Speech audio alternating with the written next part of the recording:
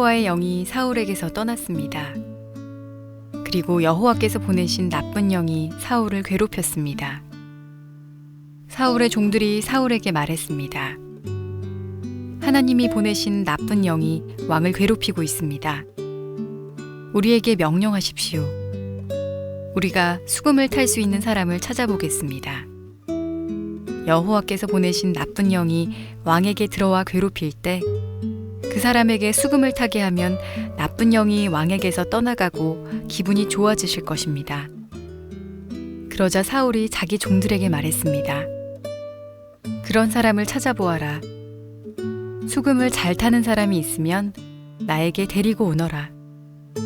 사울의 종 중에서 한 사람이 말했습니다. 베들레헴의 이새에게 수금을 타는 아들이 하나 있는데 저는 그 사람이 수금을 타는 것을 본 적이 있습니다. 그 사람은 용감하고 싸움을 잘하며 말도 잘하고 잘생겼습니다. 게다가 여호와께서 그 사람과 함께하고 계십니다. 그리하여 사울은 이새에게 사자들을 보내어 말을 전했습니다. 양을 치는 당신의 아들 다윗을 나에게 보내시오. 이새는 나귀에 포도주가 가득 담긴 가죽 부대와 빵을 실었습니다. 또 염소 새끼 한 마리도 가지고 왔습니다. 이새는 이 모든 것을 자기 아들 다윗과 함께 사울에게 보냈습니다. 다윗은 사울에게 와서 사울을 섬기기 시작하였습니다. 사울은 다윗을 매우 사랑하였습니다. 다윗은 사울의 무기를 맞는 부하가 되었습니다. 사울은 이새에게 심부름꾼을 보내어 말을 전했습니다. 다윗이 이곳에 머물면서 나를 섬기게 하시오. 나는 다윗이 좋소. 하나님이 보내신 나쁜 영이 사울에게 들어와 괴롭힐 때마다 다윗은 자기의 수금을 타곤 했습니다. 그러면 나쁜 영이 사울에게서 나갔으며 그때마다 사울은 기분이 좋아졌습니다. 우리 다시 한번 더 하나님 앞에 감사의 박수 올려드리도록 하겠습니다.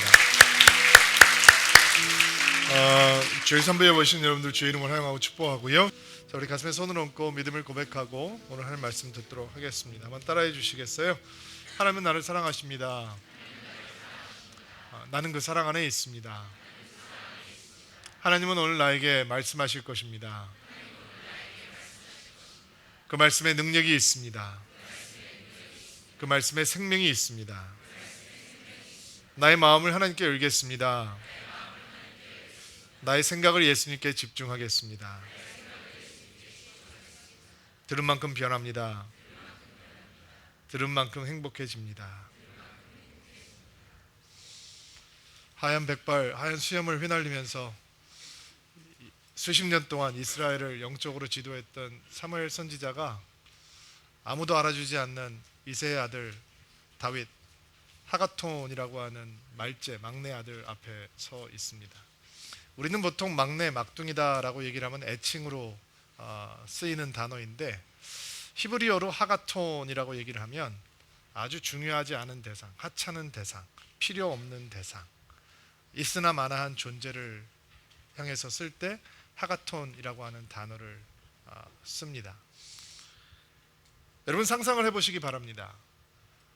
사무엘 선지자가 이새의 아들 중에서 사울의 왕위를 이을 왕을 기름 부어 세우기 위해서 왔습니다. 이새에게는 멋진 아들들이 많이 있었습니다. 그런데 하나님께서 그 멋진 아들 중에 하나를 선택하지 않고 그 중요한 자리에 올 필요가 없었던 하가톤, 말제, 막내 다윗을 선택하셔서 다음 왕으로 기름 부어 주셨습니다. 어느 누구도 그런 일이 생길 것이라고 상상도 하지 못했을 것입니다. 그러나 하나님께서는 이새 아내 그리고 7 형제들도 주목하지 않았던 하찮은 다윗을 선택하셔서 하나님의 역사를 시작하시려고 계획하고 있으셨습니다. 다윗에게 기름이 부어지고 머리끝부터 발끝까지 기름이 흘러내리기 시작했습니다. 이새도 충격이었지만 다윗의 형제들도 큰 충격에 휩싸였을 것이고 그들 앞에서 벌어지고 있는 일이 앞으로 어떤 파급 효과를 가져올지 아무도 상상하지 못했을 것입니다. 하나님께서 다윗을 왜 선택하셨을까요? 그가 남들보다 탁월한 용기를 가지고 있기 때문에, 그가 용맹스러운 용사였기 때문에, 그에게 엄청난 총명과 지혜가 있었기 때문에, 그가 날 때부터 영웅이었기 때문에 그를 선택하셨을까요? 성경은 그렇지 않다라고 이야기를 했습니다. 사람이 보는 것은 겉모양을 보지만 여호와께서 보시는 것은 그 마음의 중심을 보신다라고 얘기했습니다. 우리는 이스라엘의 국기 위에 휘날리고 있는 다윗의 별을 바라보며 다윗의 용기와 신앙과 영웅적인 행적을 흠모하며 사모하기 전에 그 마음속에 감추어졌던 하나님을 향한 중심을 기대하고 소망하는 것부터 시작해야 합니다. 하나님의 마음의 중심에 합한 사람이었던 다윗, 그가 왕으로 기름을 부으심을 받았지만 그의 삶 속에 실질적으로 생긴 변화는 아무것도 없었습니다. 그는 왕으로 선택을 받고 기름 부으심을 받았지만 이새의 집에서는 여전히 하찮은 하가톤이었습니다. 여전히 형들 앞에서는 천덕꾸러기요 주목받지 못하는 말죄에 불과했습니다. 사울이 다윗에게 기름을 부으면서 너 왕 될 거다라고 했던 그 다음 날 다윗의 집에서는 어떻게 하루가 시작되었을까요? 여러분 혹시 이런 상상을 해보시나요? 이런 생각을 가지고 계신가요? 다윗이 아침에 일어나서 방문을 열고 나오니까 식구들이 쫙 두 줄로 도열을 해 있습니다. 박수를 치면서 왕이시여 어서 일어나셔서 감사합니다. 여태까지 우리가 당신을 몰라보고 있었던 것을 용서해 주시기 바랍니다. 지금까지는 당신이 우리를 섬기며 밥을 준비해 주었는데 오늘부터는 당신은 손 하나 까딱할 필요 없습니다. 당신을 위해서 모든 것을 다 대령해 드리겠습니다. 우리는 당신이 이스라엘의 왕이 된 것을 기뻐할 뿐만 아니라 우리 가족의 왕이 된 것을 몹시 기뻐합니다. 당신은 하나님의 기름 부으심 있는 자입니다. 당신은 하나님 앞에 사랑받는 자입니다. 왕이여 만세! 이렇게 시작되지 않았을 겁니다. 다윗에게 사무엘이 기름을 부었지만 아침에 다윗이 깼을 때 저는 정반대 상상을 한번 해보았습니다. 형들이 벌써 밥을 다 먹어버리고 누룽지밖에 안 남았습니다. 찌꺼기를 요기를 하니까 형이 하나 와서 어느 형인지도 모르지만 뒤통수를 치면서 다윗에게 핀잔을 주기 시작합니다. 야 일어나, 뭐 하는 거야? 늦게 늦잠 자고 빨리빨리 움직여야지 양에게 꼴을 먹이지. 왜 다른 사람들 다 움직였는데 너는 아직도 이거 앉아서 밥 먹고 있는 거? 빨리 나가. 너 어저께 사무엘 선지자가 와가지고 한 일을 진짜라고 받아들이는 거야? 야 우리 가운데서 왕이 나면 엘리압 형님이 돼야지. 아니 나비나답 형님이 돼야지. 두 분도 아니라면 삼마 정도는 돼야지. 너는 아니야. 사무엘 선지자가 요즘 나이가 많이 드셔가지고 치매기가 좀 있다고 그러더니 어저께 실수한 거야. 그러니까 착각하지 마. 너는 하가톤이야. 우리 집의 말째라고. 너한테 이런 일이 있을 수 없어. 빨리 나가. 그리고 고개를 끄덕이면서 다윗은 아버지의 양을 몰고 바깥으로 나갑니다. 그리고 수많은 양들에게 다윗이 외치는 장면을 마음속에 떠올려 보십시오. 얘들아, 내가 왕이 된대. 매. 아무도 알아주지 않습니다. 사무엘이 왔다 갔지만 다윗의 마음속에도, 이새의 마음속에도, 형제들의 마음속에도 어떤 변화도 아직 보이지 않습니다. 하나님의 말씀이라고 얘기했는데, 왕이 된다라고 얘기했는데 약속과 오늘 사이에는 너무 큰 괴리감이 있습니다. 그래서 힘듭니다. 그래서 의심이 생깁니다. 그래서 당황스럽습니다. 우리는 약속을 믿고 살고 싶지만 하나님의 약속을 붙들고 오늘을 바라보면 오늘이 달라야 되는데, 무지갯빛이 피와 나와야 되는데 우리의 오늘은 약속을 붙들고 바라보고 있는데도 불구하고 여전히 변화하지 않고 있습니다. 그래서 우리는 가끔 하나님의 약속이 허황된 공수표라고 생각을 하기도 합니다. 믿음? 그거 안 가질 수 없지만 가지긴 가졌는데 과연 믿음이 나의 삶 속에서 뭐 대수로운 일이 될 것인가? 라는 생각이 들기도 할 것입니다. 그러나 하나님의 영으로 충만해진 다윗, 그 다윗이 하나님께서 주셨던 약속을 붙들고 변하지 않는 현실이라고 하는 오늘 사이에서 어떻게 하나님의 기름 부으심을 얻은 사람으로, 하나님의 부르심을 받은 사람으로 살아가게 될 것인가? 그것이 오늘 저희들이 함께 고민해야 되는 내용입니다. 왜냐하면 그것이 우리 신앙의 고민이기도 합니다. 여러분이 예수를 믿게 되었습니다. 여러분이 성령의 기름을 부으심을 받은 인생이 되었습니다. 그러나 우리가 성경을 통해서 말씀을 통해서 듣고 있는 하나님의 약속과 나의 삶의 현장은 너무 큰 갭이 있습니다. 어떻게 살아야 하는 것입니까? 어떻게 믿음을 갖고 매일매일 살아가야 하는 것입니까? 오늘 이 말씀을 붙들고 거기에 대한 답을 찾아보려고 합니다. 사울이라고 하는 왕은 하나님이 영이 떠난 다음에 그의 상태가, 영적인 상태가 날로 나빠지기 시작했습니다. 자, 4절부터 16절까지 말씀이에요. 같이 한 목소리 한번 읽어봅시다. 시작. 여호와의 영이 사울에게서 떠났습니다. 그리고 여호와께서 보내신 나쁜 영이 사울을 괴롭혔습니다. 사울의 종들이 사울에게 말했습니다. 하나님이 보내신 나쁜 영이 왕을 괴롭히고 있습니다. 우리에게 명령하십시오. 우리가 수금을 탈 수 있는 사람을 찾아보겠습니다. 여호와께서 보내신 나쁜 영이 왕에게 들어와 괴롭힐 때 그 사람에게 수금을 타게 하면 나쁜 영이 왕에게서 떠나가고 기분이 좋아지실 것입니다. 과거에 하나님의 영으로 충만했던 사울이 예언자들과 함께 예언을 했던 장면이 성경에 등장을 하죠. 근데 그 사울에게서 하나님의 영이 떠나고 나자 이제 그는 악한 영에게 눌려서 강박 증세, 불안증, 우울증에 시달리는 존재가 되어버렸습니다. 그것을 보면서 너무 안타까워했던 신하들이 한 가지 제안을 하게 되는데, 그것은 근본적인 문제를 해결해서 왕이시여 회개하십시오, 하나님께 돌아오십시오 라고 하는 대안을 제시하는 것이 아니라 수금을 잘 타는 사람을 데려다가 뮤직 테라피, 음악 치료를 한번 해봅시다. 그러면 마음이 좀 좋아질지 모릅니다 라고 하는 제안을 했던 것입니다. 너무 고통스러운 시간을 보내고 있었던 사울이 그 아이디어를 너무 좋은 아이디어라고 생각을 하고, 그럼 가서 수금 타는 사람을 한번 데리고 와봐라, 그런 사람이 누가 있냐라고 하는 질문을 던집니다. 그러자 기다렸다는 듯이 사울의 신하 중에 한 명이 베들레헴에 사는 다윗의 이야기를 시작을 합니다. 18절 말씀 한번 볼까요? 시작. 사울의 종 중에서 한 사람이 말했습니다. 베들레헴이 이새에게 수금을 타는 아들이 하나 있는데 저는 그 사람이 수금을 타는 것을 본 적이 있습니다.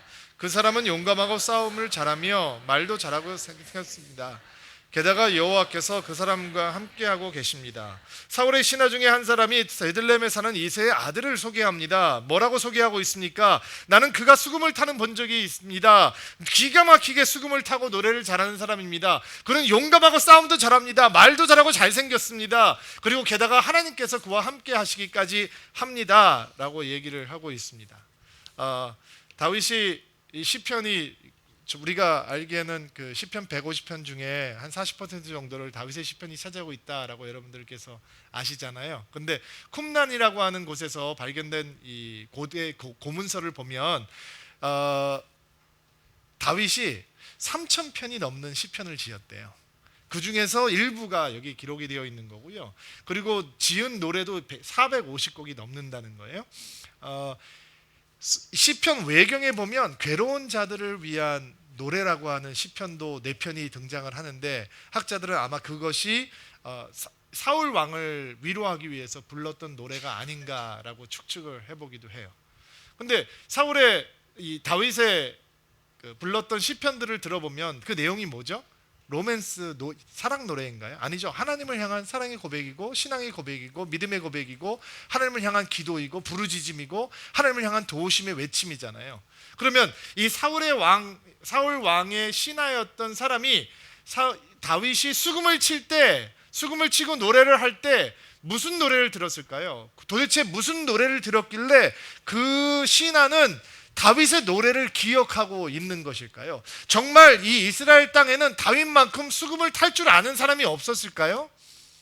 다윗만큼 노래를 할 줄 아는 사람이 정말 없었기 때문에 이 시골에서 양을 치면서 노래를 부르던 다윗의 노래를 들어야 사울 왕의 영혼이 치유될 수 있습니다 라고 얘기를 하고 있는 것일까요? 여러분, 다윗은 성령으로 감동되어 있는 예배자였어요. 성령께서 그 안에 강하게 들어가셔서 그는 수금을 타고 노래할 때 하나님을 향해서 사랑의 고백을 하는 사람이었죠. 그래서 아버지가 무시하고 어머니가 버린 것처럼 자라고 형들이 그렇게 냉대를 해도 이 다윗의 마음은 견고한 거예요. 왜? 하나님을 향해서 그의 사랑과 믿음과 신앙의 고백은 수금을 타고 노래로 하나님께 올려지고 있었어요. 여러분도 속상한 일 당하고 계셨을 때 교회에 오시고 예배하면 다 치유되잖아요. 하나님을 향해서 두 손을 들고 주님 앞에 노래 부르고 나면 부부싸움하고 온 아내가 남편이 믿지 않아지잖아요. 그렇게 되는 역사가 있을지어다. 그 다윗의 영혼이 보호되고 있었던 것이죠. 그 사람이 무엇을 들었길래 다윗을 기억하고 있는 것일까요? 다윗의 예배죠. 하나님을 향한 노래. 여러분 여러분 이름을 얘기하면 여러분들이 다 단번에 아실 아주 노래 잘하시는 그 가수분 한 분이 예수를 믿게 됐어요. 예수를 믿게 됐는데 하나님을 너무 사랑하고 예수 믿는 게 너무 좋으니까 콘서트를 할 때 내가 하나님의 사람인 것, 그리고 내가 하나님의 은혜를 전하고 싶어서 CCM을 한 곡을 부르기로 결정을 하셨어요. 그리고 이제 CCM을 잘 모르니까 막 찾으신 거예요. 그리고 노래 하나 찾으셨어요.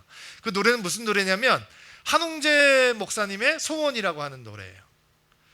그리고 그분이 이 한웅재 목사님의 소원이라고 하는 노래를 콘서트에서 부르기 위해서 연습을 하면서 했던 얘기를 제가 정확하게 기억을 하고 있는데, 무슨 얘기냐면, 목사님, 제가 그 목사님보다 노래를 잘합니다. 근데 내가 노래를 하면 이 맛이 안 납니다. 우리 밴드가, 우리 연주자들이 이 목사님의 CD를 녹음했던 밴드보다 비교가 안 되게 잘합니다. 근데 내 밴드가 이거를 연주하면 요 맛이 안 납니다. 이게 영성인가 봅니다. 이게 성령인가 봅니다. 이게 은혜인가 봅니다. 라고 얘기를 하시더라고요. 전적으로 동의합니다. CCM을 들으면서 노래를 잘해서 감동을 받나요? 연주가 탁월해서 받나요? 아니에요. 거기에 뭔가 눈으로 볼 수 없는, 마음으로만 느낄 수 있는, 영으로만 감지할 수 있는 것이 숨겨져 있기 때문이죠. 다윗이 그런 연주와 노래를 하고 있었던 것입니다. 여러분 안에 이런 예배가 있게 되기를 주의 이름으로 축복합니다. 여러분이 누구를 전도하고 서울 지름길에 데리고 왔는데 그 사람이 여러분 찬양하는 소리를 듣고 탁 보면서, 야, 너 노래 그렇게 잘했어? 왜 근데 노래방에서 그렇게 노래 안 해? 너 노래방에서 들으면 3분 50초가 너무 지옥 같은 긴 시간인데, 이거 교회 와서 노래를 하면 네 찬양을 들으면 내 마음이 움직여, 찡해. 자꾸 네 노래를 들으면 내가 마음이 이렇게 뜨거워지고 내 눈에 눈물이 맺히고 나는 너처럼 노래하고 싶어져 라고 하는 역사가 있을지어다. 그렇게 되기를 주의 이름으로 축복합니다. 예배에 그런 힘이 있는 거죠. 다윗이 그런 힘 있는 찬양과 힘 있는 노래로, 힘 있는 연주로 그 사람에게 보여줬던 것 같아요. 또 다윗에 대해서 사울 왕의 신하는 뭐라고 얘기하고 있습니까? 용감하고 싸움을 잘한다라고 얘기합니다. 이게 말도 안 되는 소리입니다. 지금 다윗이 얼마나 어린 나이냐면 군대에 징집이 되기도 어린 나이입니다. 나이 미달. 물론 중학교 아이들 때문에 북한이 한국을 침공하지 못하고 있지만 아주 어린 나이입니다. 왜소하고 보잘것없는 나이. 그리고 그의 직업은 목동입니다. 여러분, 목동이 싸움을 할 수 있는 기회가 있으면 얼마나 있을 것이고, 용기를 드러낼 수 있는 기회가 있다면 얼마나 큰 기회겠습니까? 그러나 그 사울 왕의 신하는, 사울 왕 앞에서 왕을 모시는 일을 하고 있던 신하는 다윗이 용기 있는 자이고 용맹한 자라라고 얘기합니다. 말도 잘하고 잘생겼다라고 얘기합니다. 잘생겼다는 게 단순히 핸섬하다는 얘기를 떠나서 하나님 보시기에 아름다운 사람이었다라는 것입니다. 그리고 다윗을 이해하는데 정말 중요한 단서가 되고, 우리가 다윗에 대해서 잊지 말아야 될 한마디, 게다가 하나님께서 그와 함께 하기까지 합니다라고 하는 말씀, 그 말씀을 우리는 오늘 기억해야 하는 것입니다. 지금 다윗은 아직 왕이 될 수 없었고, 아직 하나님의 선택이 무엇인지 그 의미의 궁극적인 것을 알지 못하고, 언제 그 약속이 이루어질 것인지 알지도 못했지만 세상은 다윗을 주목하기 시작했다는 것입니다. 그의 아버지 이새도 다윗을 주목하지 않고, 그의 형들 또 여전히 다윗을 하가톤으로 무시하고 있지만, 하나님께서 그를 기름 부어서 부르신 그 순간부터 세상은 이제 그를 향해서 주목하기 시작했다는 것입니다. 그래서 그의 예배와 기도 소리를 듣고 있었고, 그의 용기와 용맹을 주목하고 있었고, 그의 말과 아름다운 모습을 보고 있었으며, 하나님께서 그와 함께 하고 계시다라고 하는 것을 목격하고 증인이 되고 있었다라는 것입니다. 여러분, 세상은 항상 하나님의 사람들을 지켜보고 있습니다. 말은 안 할 뿐입니다. 예전에 전방에서 사단장으로 섬기시는 장로님 부대를 신방을 한 적이 있어요. 부대를 막 이렇게 구경을 시켜주시는데 너무 재미있더라고요. 근데 제가 그때 참 마음에 깊이 감동이 되는 한마디를 듣게 되었는데, 장로님께서 일어나셔가지고 새벽에 새벽 기도를 어디서 하시냐면 철책 앞에서 이게 휴전선을 바라보면서 이제 새벽 기도를 막 하시는 때가 많이 있대요. 근데 갑자기 참모들이 급해서 사단장을 찾으면 이제 대장이 없어져 버렸으니까. 근데 어느 정도 시간이 지난 다음에 그분과 함께 일하는 부하들은 전부 다 새벽에 그분이 어디가 있는지를 안다는 거예요. 그리고 그 장로님이 안 계시면 자기네들끼리 이런 얘기를 한대요. 아, 사단장님 기도하러 가셨어. 철책 앞에 기도하러 가셨어. 그분은 항상 휴전선을 보고 두 손 들고 기도하시는 분이니까 기도하고 가셨어. 그 사람들이 믿음이 없는 부하인데도 불구하고 그들은 기도하는 사람, 믿음을 가지고 있는 사람, 세상은 항상 믿음 있는 사람들을 보고 있다는 거예요. 여러분 직장에서 여러분만 믿음이 가지고 있고 다른 사람들은 믿음이 없어서 불편하세요? 불편하지 마세요. 다 여러분들을 지켜보고 있어요. 우리가 제대로 하면 그 사람들이 하나님으로 돌아오는 통로가 되는 게 믿음의 사람들이 가지고 있는 축복이겠죠. 믿음의 사람들을 세상의 사람들은 알아보는 것입니다. 이세의 하가톤을 이제 세상이 알아보기 시작한 것이죠. 여호와 하나님이 함께하는 인생, 그 소개를 붙들고 다윗은 이제 세상 속으로 등장하는 것입니다. 19절 20절 말씀 같이 한번 읽어볼게요. 19절 20절 시작. 그리하여 사울은 이새에게 사자들을 보내어 말을 전했습니다. 양을 치는 당신의 아들 다윗을 나에게 보내시오. 이새는 나귀에게 포도주가 가득 담긴 가죽 부대와 빵을 실었습니다. 또 염소 새끼 한 마리도 가지고 왔습니다. 이새는 이 모든 것을 자기 아들 다윗과 함께 사울에게 보냈습니다.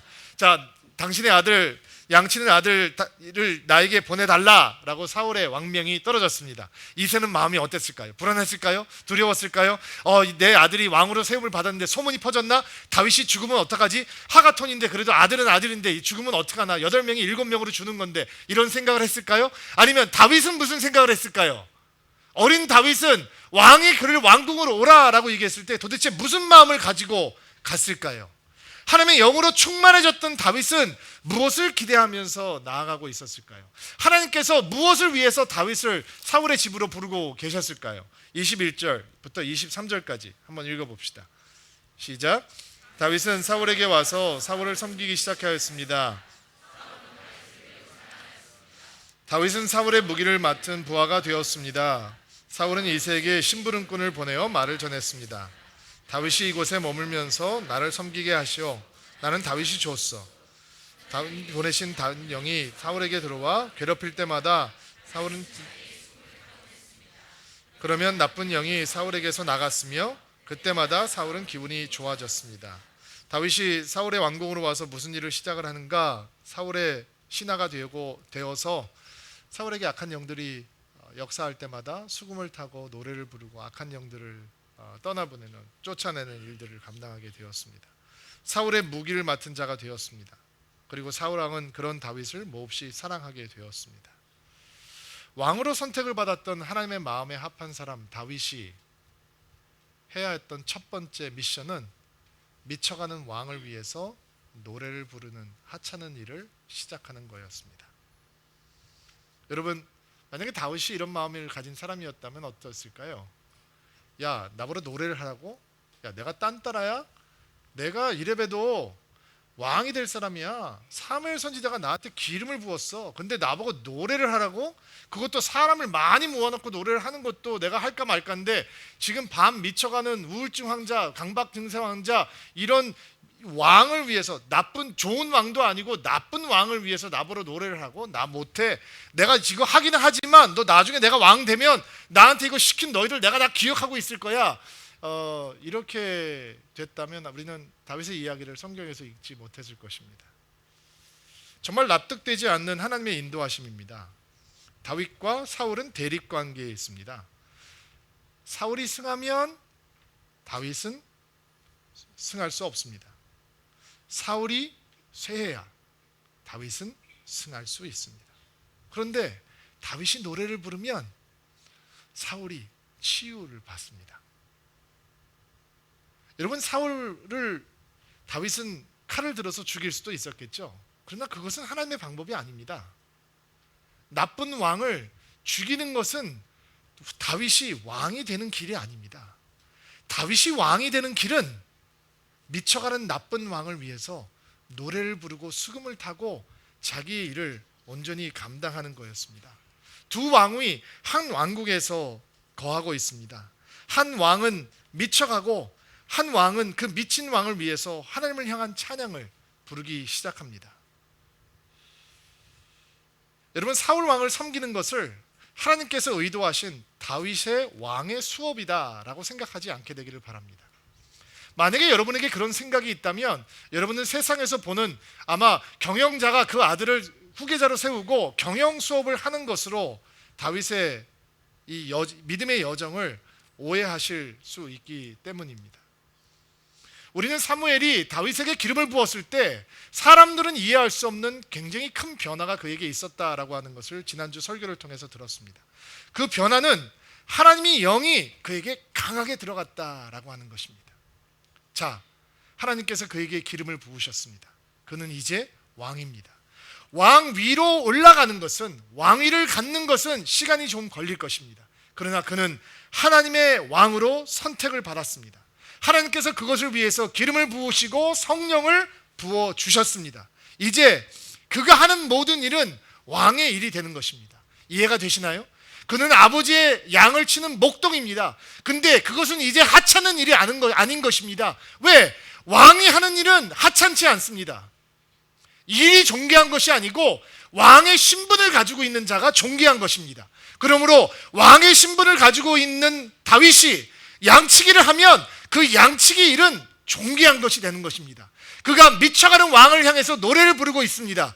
그가 수금을 타는 가수로 그 얘기를 한다면 그 일은 하찮을 수 있지만 이제 다윗은 기름 부으신 성령이 충만하신 왕이기 때문에 그 노래를 부르는 일도 수금을 타는 일도 왕의 일이요, 왕의 존귀함을 가지고 있는 일이 되는 것입니다. 그 일을 성실하게 진행하는 다윗을 보면서 우리는 예수 그리스도의 모습을, 삶을 기억하게 됩니다. 여러분, 예수님의 주위에 모여들었던 사람들을 기억하시나요? 하찮은 사람들, 죄인들, 소외된 사람들, 이스라엘의 하가톤이었습니다. 필요 없는 존재들, 있으나 마나한 존재들, 없어도 되는 사람들, 주의 깊게 보지 않아도 괜찮은 사람들. 그러나 예수 그리스도께서는 그 하가톤을 사랑하기 위해서 자기의 목숨을 버리시고 피 한 방울까지 남기지 않고 다 흘려주셨습니다. 바리새파 사람들은 이해할 수 없습니다. 종교 지도자들은 그런 예수를 이해할 수 없습니다. 어느 누구도 그런 사람이 하나님이라고 인정할 수 없습니다. 왜? 그들에게 그 하가톤들을 위해서 목숨을 버리는 건 하찮은 일입니다. 그러나 여러분 기억하셔야 됩니다. 예수 그리스도는 왕이십니다.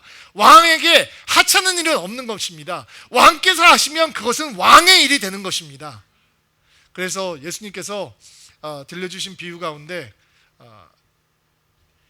잘했다 충성된 종아, 내가 작은 일에 충성하였으니 너에게 더 많은 것을 맡기겠다. 이제 주인의 기쁨에 참여하여라 라고 외치시는 5달란트, 2달란트, 1달란트 비유, 받은 종들의 비유를 기억하실 것입니다. 여러분, 5달란트라고 하면 150년 동안 벌어야지 모을 수 있는 돈입니다. 큰 돈이죠. 2달란트는 60년 동안을 벌어야 모을 수 있는 돈입니다. 근데 그것을 작은 일에 충성을 했다라고 주인은 얘기합니다. 주인이 그렇게 큰 분이라는 것이죠. 1달란트를 받은 종은 30년 동안 일을 해야 모을 수 있는 돈을 너무 두렵고 아까워서 더 많은 사람들도 위험을 무릅쓰고 모험을 해가면서 장사를 하고 충성을 했는데 너무 두려워서 땅에 묻어버렸습니다. 그는 주인을 철저하게 오해했던 것입니다. 그래서 그는 주인의 마음을 기쁘게 할 수 없었던 것이죠. 왕의 일을 시작하면서 사울을 향해서 수금을 타고 노래를 부르던 일, 그 일을 시작하던 다윗, 만약에 그 다윗이 이것은 1달란트니까 나는 지금 열심히 노력할 수 없어, 땅에 묻어버릴 거야, 나는 2달란트가 생길 때까지, 5달란트가 생길 때까지, 아니 내 앞에 골리앗이 나타날 때까지, 위대한 나라를 만들 때까지, 내가 이스라엘을 멋진 제국으로 건설할 때 그때야말로 나는 하나님의 도우심이 필요하고 내 기름 부으심이 필요한 거야 라고 생각했다면 그에게 하나님의 기름 부으심은 나타나지 않았을 것입니다. 여러분, 다윗의 영광은 어디서 시작되는지 아십니까? 대관식이 아닙니다. 사무엘이 다윗에게 기름을 부었던 그 기름 부으심, 다윗에게 임했던 하나님의 영의 충만함, 그것은 대관식에서 시작되는 것이 아니라 아무도 보아주지 않는 조그만 왕궁에서 미쳐가는 왕을 향해서 노래를 부르며 수금을 타던 섬김에서 시작되는 것입니다. 여러분, 여러분에게 영광스러운 미래가 준비되어 있습니다. 그것이 예수 믿는 성도들이 누리는 축복입니다. 그러나 그 영광은 천국에 들어갈 때 시작되는 것이 아닙니다. 그 영광은 이 땅에서 시작되는 것입니다. 어디서? 여러분의 직장에서, 여러분의 가정에서, 여러분이 그렇게 힘들어하고 버거워하는 인생의 현장에서 여러분이 기름 부으심을 받은 인생이고, 여러분이 선택을 받은 인생이고, 여러분이 여러분의 능력으로 사는 사람이 아니라 성령의 충만함으로 사는 사람이기 때문에 드러나는 축복은 바로 오늘이라고 하는 우리 인생의 현장에서 일어나는 것입니다. 여러분, 우리 안에 이 갈등이 있습니다. 우리는 하나님의 일을 하고 싶어 합니다. 근데 세상에 가서 일을 해야 합니다. 우리 이런 꿈을 꾸죠. 빨리 세상의 일을 마무리하고 하나님 일에 올인했으면 좋겠다. 혹은 하나님을 향한 일과 돈을 벌기 위한 일을 구분하고 하나님을 위한 일과 나를 위한 일을 구분해서 뭔가 괴리감이 생깁니다. 이원론적으로 우리의 삶을 나눠놉니다. 그러나 만약에 종교개혁자였던 루터가 그런 여러분의 마음을 듣는다면 그는 분노하고 여러분들에게 얘기했을 것입니다. No! 그런 것이 아니다. 성도의 삶은 그런 것이 아니다. 루터는 뭐라고 이 일의 영성을 얘기하냐면 교황, 주교, 신부, 수도사들을 신령한 직분으로 칭하면서 왕족, 귀족, 장인, 농부들을 쇠속의 직분이라고 부르는 것은 모두 지어낸 허구이다. 철저한 기만이요 위선이 아닐 수 없다. 그러므로 누구든지 거기에 주눅들 필요가 없다. 크리스찬이라면, 성도라면 누구나 진정으로 신령한 직분을 가졌으며 직무의 직분이 다르다라고 하는 것 말고는 다른 차이가 없다. 이게 무슨 얘기냐면 여러분이 교회 안에서 하는 일이나 교회에서 바깥에 하는 일이나 다 신령한 직분이라는 거예요. 여러분이 하나님을 위해서 사는 일이나 여러분의 회사를 위해서 노력하는 일이나 여러분이 가족을 위해서 노력하는 일이나 하나님 보시기에는 왕같은 제사장들이 감당하는 일이라는 거예요. 왜냐? 우리가 왕같은 제사장이에요. 우리가 택하신 족속이에요. 우리가 거룩한 나라예요. 우리가 그분의 소유된 백성이에요. 그러니까 우리가 거룩한 하나님의 왕 같은 제사장이기 때문에 우리가 하는 일은 왕의 일이 되는 것이고 우리가 있는 현장은 왕의 현장이 되는 거예요. 이 노동이, 일이 고귀하지 않다라고 생각하는 건 고대 그리스 철학의 잔재예요. 그 고대 그리스 철학에서는 신들이 인간을 만드는 이유가 일을 시키기 위해서였다라고 믿었어요. 근데 성경에서는 뭐라고 얘기하냐면 짐승과 인간의 고귀함을 구분해주는 기준이 뭐냐? 인간이 정복하고 다스릴 수 있는 일을 할 수 있다는 거예요. 하나님께서 일하시는 하나님으로 창세기 소개가 되죠. 무질서와 혼돈 속에서 하나님께서는 질서를 만드시고 하모니를 집어넣어 주시고 그 하모니 속에서 인간에게 일을 주시면서 너희는 다스리고 정복하고 충만해라 라고 말씀을 하셨어요. 그래서 우리가 삶 속에서 일을 하고 있는 현장, 그 현장이야말로 하나님을 봐오는 현장이 되고 하나님을 따라가는 현장이 되고 하나님처럼 왕의 일을 하는 거룩한 일터가 되는 것입니다. 우리가 부르심의 자리에서 하나님의 기름 부으심이 드러나는 것은 우리가 일반적으로 생각하는 그런 신령한 일을 할 때가 아니라 우리에게 주어진 모든 일을 어떤 상황에서든지 왕의 일로 감당할 때 그것이 드러나는 것입니다. 여러분, 월요일날 출근하시는 거 지겨워하지 않게 되기를 주의 이름으로 축복합니다. 거기서 어려운 사람들하고 일하는 거 힘들어하지 않게 되기를 바랍니다. 따라해 보시죠. 나도 만만치 않다. 여러분도 만만치 않습니다. 하나님께서 왜 나를 이런 십자가를 지게 하시나? 아닙니다. 여러분, 일은 십자가가 아닙니다. 일은 소명입니다. 부르심입니다. 일은 축복입니다. 일은 하나님을 배우는 자리입니다. 우리가 죄악으로 말미암아 이 땅이 타락했기 때문에 일의 자리, 노동의 자리가 고통이 있는 것은 사실이지만 일이라고 하는 것은 하나님께서 지으신 인간에게 주신 놀라운 축복입니다. 진짜 질문은 그 일을 하나님께서 나에게 맡겨주신 일을 내가 왕의 일로 감당해낼 수 있느냐라고 하는 것이죠. 테디라고 하는 아이는 별 볼 일 없는 모든 아이들이 무시하는 아이였습니다. 집안 환경이 나빠서 항상 곰팡이 내는 구겨진 옷을 입고 다니고 있었고 얼굴은 꾀지지하고 머리는 전혀 빗질도 하지 않은 상태였습니다. 그리고 그의 담임 선생님이었던 탐슨이라고 하는 선생님은 그 아이가 너무 마음에 들지 않아서 이 아이의 시험지를 채점할 때면 다른 애들에게는 살짝 X마크를 할 건데 그 아이의 시험지에는 더 세게 빨간색으로 X마크를 하고 거기다가 더 진하게 D, F라고 쓰면서 통쾌감을 느꼈다고 합니다. 어느 날 그 탐슨 선생님이 테디라고 하는 아이의 가정 기록부를 보게 되었습니다. 1학년, 학습과 태도의 장래성이 있지만 가정 환경이 좋지 않음.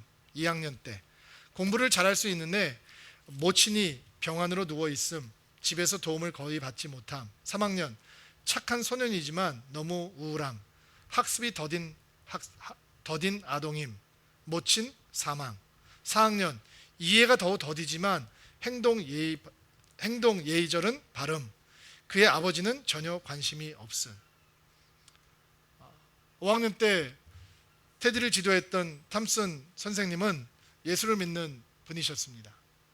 그리고 크리스마스가 되었는데 선생님에게 아이들이 크리스마스 선물을 가지고 왔습니다. 예쁘게 포장을 한 선물을 아이들이 보는 앞에서 선생님은 풀어주면서 한 사람 한 사람들에게 고마워, 이 선물 선생님이 잘 쓸게 라고 얘기를 합니다. 테디의 순서가 되었습니다. 포장지도 아닌 누런 그로서리 봉지를 뒤집어서 선물을 싸가지고 왔습니다. 선물을 열어보니까 알이 군데군데 빠져있는 팔찌, 모조 싸구려 팔찌와 반쯤 사용한 향수병이 들어있었습니다. 아이들이 키득키득 웃기 시작합니다.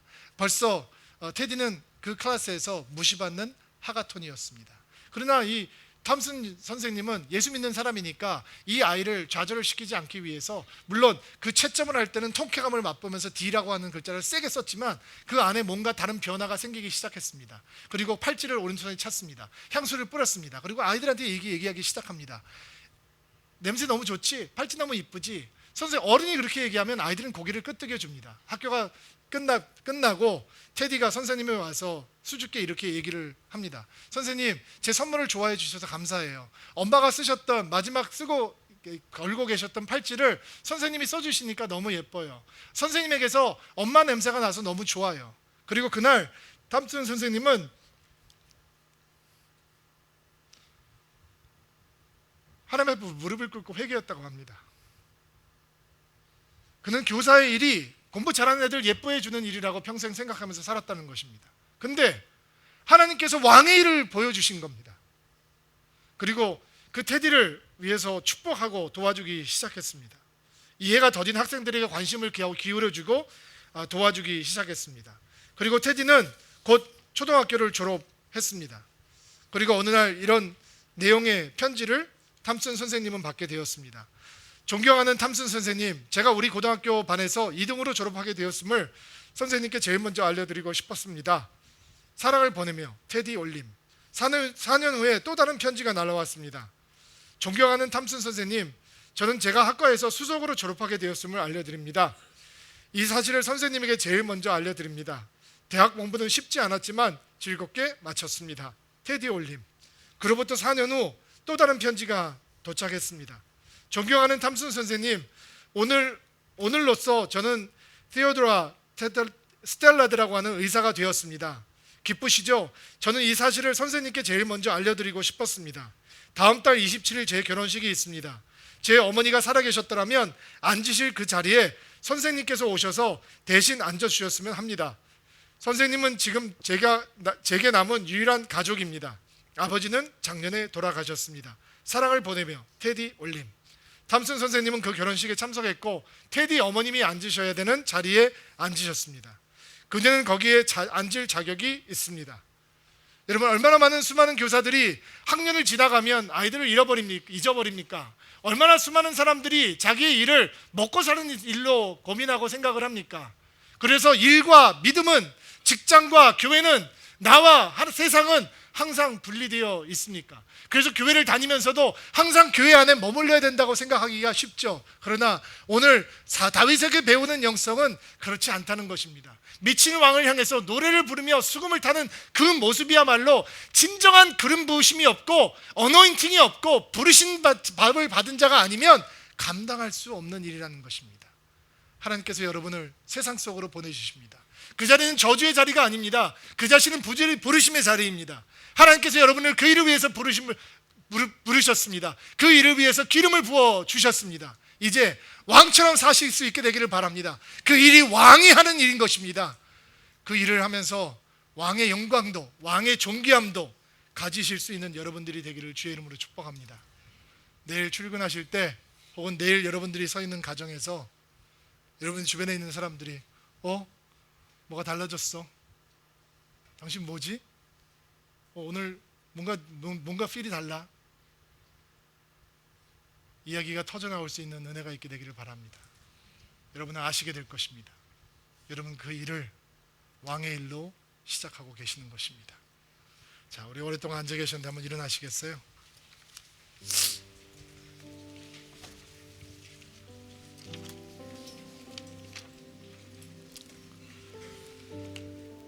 자, 우리 가슴에 손을 얹고 안수하시기 바랍니다.